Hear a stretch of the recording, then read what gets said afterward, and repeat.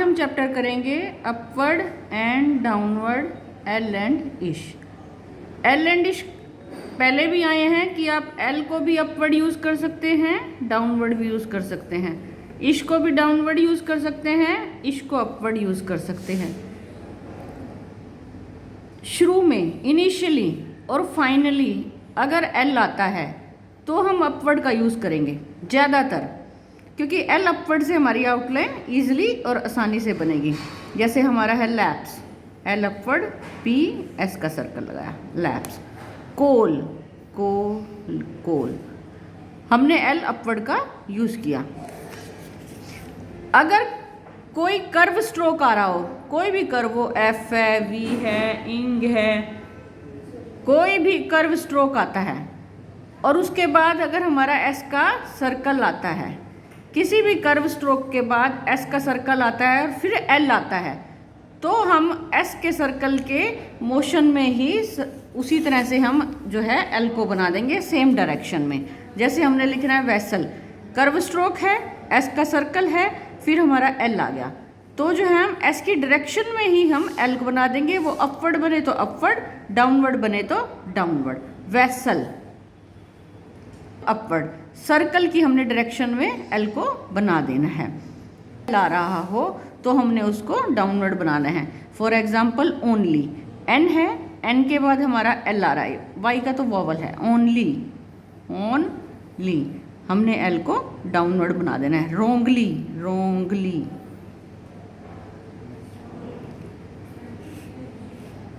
L से पहले अगर वॉवल आता है इनिशियली शुरू में, तो आप एल डाउनवर्ड बनाओगे। जैसे अलाइक, अलाइक। अगर एल के बाद वोवल आता है तो आप उसको अपवर्ड बनाएंगे। इनिशियली अगर एल से पहले बिफोर साइड पे हमारा एल आता है, अलाइक, वोवल आ जाता है बिफोर साइड पे एल से, तो हम एल को डाउनवर्ड बनाएंगे। अलोंग, अलोंग, बिफोर साइड पे वोवल है, एल हमारा डाउनवर्ड जाएगा। अगर एल के बाद वोवल आता है तो एल हम अपवर्ड लिखेंगे।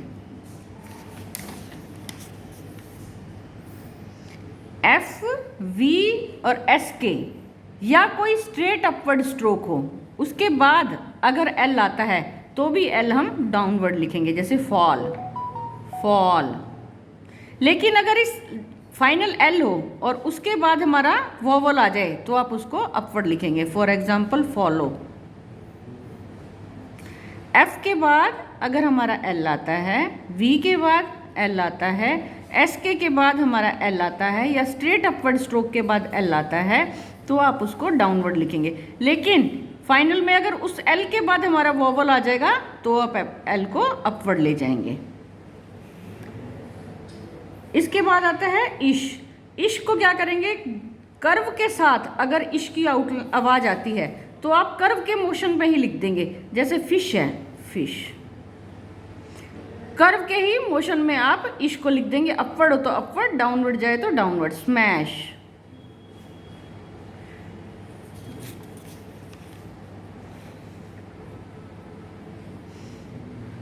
अगर एन के बाद हमारे इश की आवाज़ आती है तो भी आप जो है इश को डाउनवर्ड ही लिखेंगे। आफ्टर एन इश डाउनवर्ड जाएगा।